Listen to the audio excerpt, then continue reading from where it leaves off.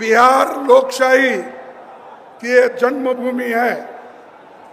राहुल गांधी जी की वोटर अधिकार यात्रा सासाराम से आरंभ हो रही है। ये यात्रा 16 दिनों में 20 जिलों से होकर 1300 किलोमीटर का सफर 16 दिन में तय करेगी और 1 सितंबर को ऐतिहासिक गांधी मैदान में समाप्त होगी। इसमें तेजस्वी जी और सारे अपोजिशन के नेतागण शामिल हो।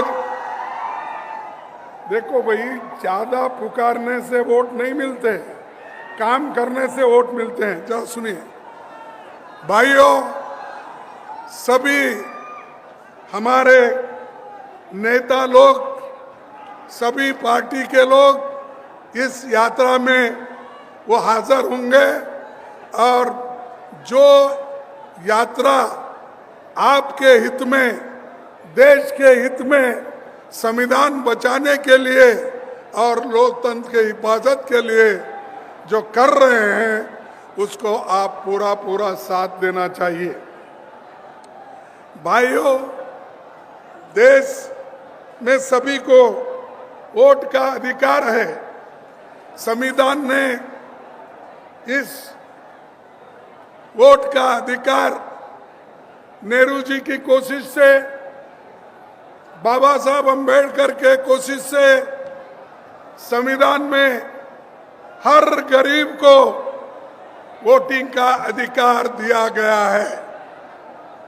और यहाँ हमारे बिहार में से जो ड्राफ्टिंग कमेटी के प्रोटर्म अध्यक्ष सच्चिदानंद सिन्हा जी, डॉक्टर राजेंद्र बाबू जी और इनके रचनात्मक योगदान से महान चित्रकार नंदलाल बोस, जिन्होंने संविधान में वो चित्र तैयार किए, उन्होंने भी बहुत बड़ा योगदान संविधान बनाने में दिया है। साथियों, सासाराम बाबू जगजीवन राम का और उनकी ये कर्मभूमि है और छुआछूत भेदभाव के खिलाफ वो लड़ते रहे और उसके बाद में मीरा कुमारी भी सासाराम से कम 2 बार जीती और वो हिंदुस्तान में पहली महिला पार्लियामेंट की अध्यक्ष बनी। ये कांग्रेस ने बनाया, ये आप याद रखना चाहिए, क्योंकि सबको अधिकार देने वाला कांग्रेस पार्टी हमेशा बैकवर्ड्स, पिछड़े, आदिवासी, दलित सबको समान दृष्टि से देखकर उनके साथ जुड़ता है। और यही कोई सिर्फ चुनाव के लिए हम नहीं, बल्कि लोकतंत्र के लिए लड़ रहे हैं, संविधान के बचाने के लिए लड़ रहे हैं। इसको आपको याद रखना, आपके वोटों की सुरक्षा के लिए लड़ रहे हैं। भाइयों, मैं आपसे यही कहूंगा कि भारत जब आजाद हुआ तो उसने एक क्रांतिकारी कदम उठाया। उसने अपने सभी नागरिकों को, चाहे वो पढ़े लिखे हो, चाहे वो अमीर हो, चाहे वो गरीब हो, महिला हो, पुरुष हो, युवा हो, इन सबको अगर वोटिंग का अधिकार दिया है, इस देश के आजादी की जो हिस्सा लेकर काम किए हैं, तो वो नेहरू जी, अंबेडकर, महात्मा गांधी, चंद्र बोस और जितने भी लोग आजादी के लड़े, उन लोगों ने मिलकर हम सबको एक अधिकार दिया, वो वोटिंग का अधिकार। उस वोटिंग के अधिकार को आज मोदी लाल किले के ऊपर ठहरकर ललकार रहा है, लोगों को कह रहा है ये देखो तुम्हारे वोट मैं ले लूंगा, तुम्हारे का हमारी वोट खींचने की कोशिश वो कैसा कर रहे हैं, वो अप्रत्यक्ष रूप से इनडायरेक्टली वो कर रहे हैं।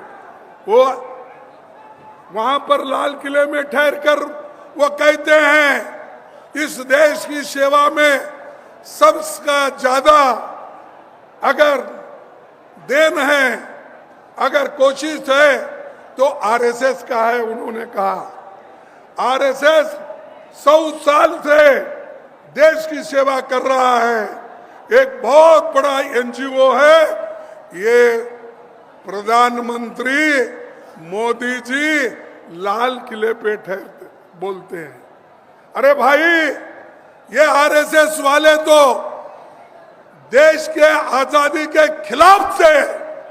इन्होंने तो महात्मा गांधी जी को उनके चेलों से, उनके लोगों से अलग कर दिया। और ऐसे लोग देश की सेवा करते हैं।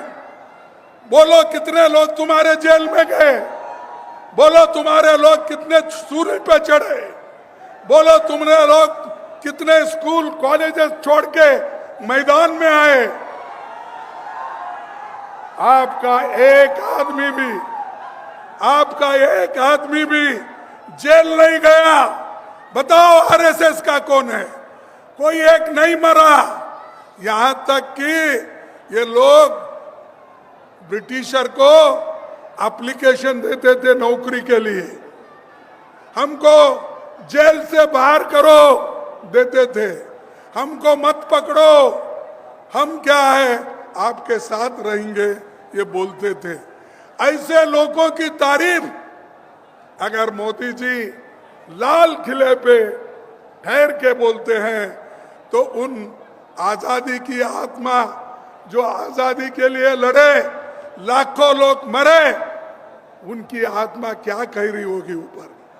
अरे एक आदमी ऐसा भी आया देश में जिनके लिए हमने खून बहाया, जिस देश को आजादी करने के लिए हम सब कुछ किया, अपनी जान नोचर की, लेकिन ये आदमी हमारे खिलाफ बोल रहा है। इसीलिए मैं कहता हूं ये बहुत खतरनाक आदमी है। अगर जब तक आप इनको गद्दी से नहीं उतारेंगे, तुम्हारे वोट सेफ नहीं रहेंगे, तुम्हारे हकूक सेफ नहीं रहेंगे, तुम्हारी आजादी सेफ नहीं रहेगी, तुम्हारा संविधान भी सेफ नहीं रहेगा। इसीलिए वोट चोर वाले को गद्दी से उतार दो। वो सिर्फ बिहार के लोग कर सकते हैं। पहले भी बिहार के लोग क्रांति बहुत बार किए हैं, आजादी में भी किए हैं। आज फिर भी तुम्हारी जरूरत है, तुम आगे आइए। सब हम मिलके, राहुल जी है, तेजस्वी जी है, लल्लू जी है और पूरे पार्टी अपोजिशन पार्टी के लोग हैं, हम लड़ेंगे और हमारे वोट को मजबूत करेंगे। और मैं सुना और पढ़ा भी कि बिहार में 65 लाख वोट काटे गए, 65 लाख वोट कट गए। किनके कट गए? गरीब, मजदूर, माइग्रेंट वर्कर और आदिवासी, इनके लोग, अल्पसंख्यक, इनके वोट कट गए। और ये वोट काट काट कर अपना हुकूमत करना चाहते हैं। अरे भाई इस देश के लोग थोड़ा सा खामोश बैठते हैं, लेकिन इसका मतलब ये नहीं है कि आप उनको शोषण कर सकते हो। मैं आपसे यही कहूंगा कि जो बाबा साहब अंबेडकर ने और जो महात्मा गांधी ने, नेहरू जी ने हर इंसान को एक वोट दिया है, उसकी कीमत एक ही है। और अमीर हो, गरीब हो, सबको वो बराबर है। तो ये काम आज हम लोग इसको मजबूती के साथ करना है। तो इसीलिए मैं आपसे विनती करता हूं कि आप लोग मजबूती के साथ आज गठबंधन के लोगों के साथ आप रहिए। ये सरकार बदलेगी, जरूर बदलेगी और इनका कोई अस्तित्व नहीं रहेगा। और आने वाले दिनों में भी बिहार में भी सरकार बदलेगी। आपके कोऑपरेशन से बिहार में सरकार बदलेगी, क्योंकि यहाँ तो अंधे बहरे इनकी सरकार है, क्योंकि यहाँ किसका सुनता नहीं कोई। मुझे तो ऐसा हुआ हैरान, मेरे लोग ऐसा बोल रहे थे कि उनको हेलीपैड तक आने नहीं दिए और उनको वहां से रोका गया।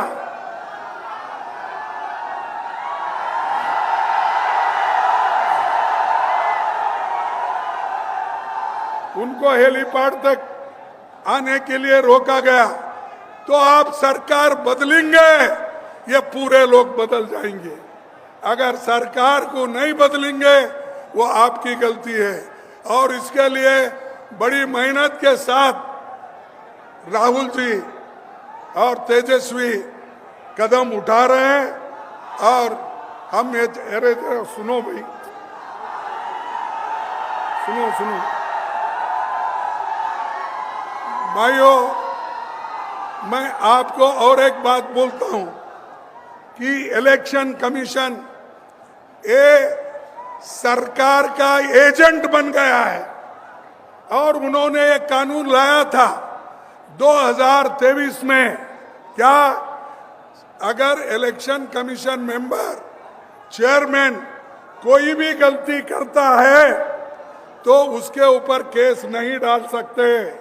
अगर कुछ भी कर सकता है गड़बड़ी तो उसको कुछ आप एफआईआर नहीं कर सकते, क्रिमिनल केस नहीं डाल सकते। तो इसीलिए भाइयों, ये पूरा 2023 में अपना मजबूती करके 2024 में ऐसी धोखाधड़ी करके, डकैती डाल के, चोरी करके उन्होंने वोट लिया है और इस चोरों को भगाना है। भाइयों, मैं आपसे ये कहता हूं कि ये जरूरी है। और बीजेपी आरएसएस ये बहुत बड़ा खतरनाक है। ये गरीबों के लिए, युवाओं के लिए और खास करके महिलाओं के लिए, क्योंकि महिलाओं का वोटिंग अधिकार बीजेपी आरएसएस नहीं चाहती थी। उन्होंने तो खुला करके ये कहा जवाहरलाल नेहरू जी को, नेहरू जी गलती कर रहे और वो एक दिन रियलाइज करेंगे कि नेहरू जी सबको वोटिंग का अधिकार दे रहे हैं और सब महिलाओं को भी अधिकार दे रहे हैं। एक दिन वो रियलाइज करेंगे, उनको जब यही महिला कुर्सी से हटाएगी तब वो फिर याद करेंगे। इसीलिए बीजेपी और जो भी आरएसएस है, देखो तुम ऐसा पुकारना, मैं आपको बोलता हूं, सुनना है सुनो, नहीं तो नहीं सुनने वाले बाहर जाओ। 10 लोग भी रहे तो मैं भाषण करूंगा, इसका कोई ये नहीं है। यहाँ पर हम सुनने के लिए हैं। भाइयों, मैं आपको और एक बात करना चाहता हूं। जो आज बीजेपी के लोग हर बात पर हमको तंग कर रहे हैं, यूनिवर्सिटी में तंग कर रहे हैं, स्कूल में तंग कर रहे हैं, सिलेबस बदल रहे हैं, यूनिवर्सिटी में बदल रहे हैं और गवर्नर तो आज सरकार की चमचा होके काम कर रही है। अरे ये देखो, ये चीजें जब तक आप नहीं समझेंगे पुकारने से कुछ नहीं होगा। तो इसीलिए मैं आपसे आखिरी एक बात कहूंगा, वो ये कह के छोड़ूंगा कि जो देश में ज्वलंत मुद्दे हैं, जो इन्फ्लेशन का है, नौकरियों का है, घर का है, शिक्षा का है, स्वास्थ्य का है, ये सब मुद्दे हमको छुड़ाना है।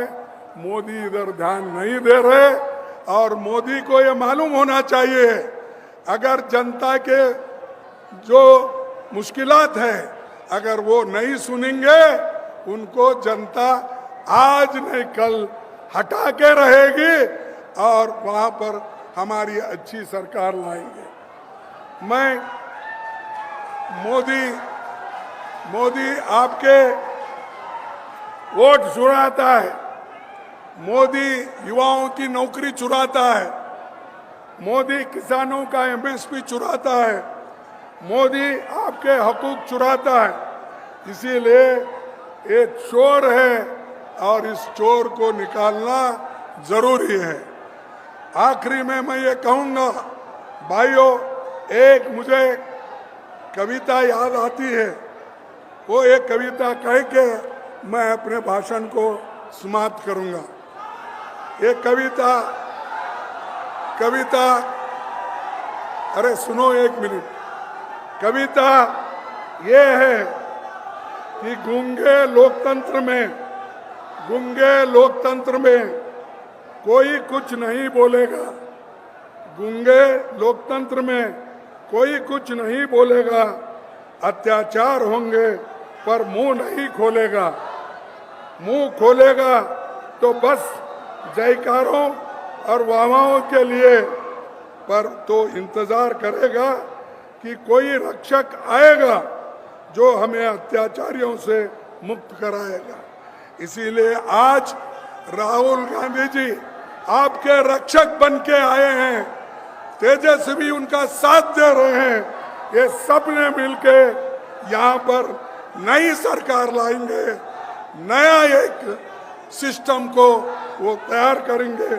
तो इतना कहते हुए मैं बिहार के लोगों को धन्यवाद देता हूँ। पहले भी वो क्रांति किए, आज भी क्रांति करने को तैयार है। नौजवानों को मैं यही कहूँगा, आपका जोश चुनाव में हो, आपका जोश इलेक्शन में हो, आपका जोश सरकार लाने में हो, ये मैं आपसे कहूँगा। कहकर अपने संविधान को बचाने के लिए, लोकतंत्र और प्रजातंत्र को बचाने के लिए आप सभी काम करेंगे, ये कहते हुए मैं अपने बात को समाप्त करता हूँ। और एक आखिरी बोलूँगा, जय हिंद। क्या कोई खाकर आए नहीं? जय हिंद, जय हिंद, जय हिंद। भाइयों, जय बिहार। बिहार को भी जय नहीं बोल रहे। जय बिहार, जय बिहार। चोरों को हटाओ, गद्दी बचाओ, इसको गद्दी से हटाओ और नए सरकार लाओ। यही कह के मैं अपने बात को खत्म करूंगा।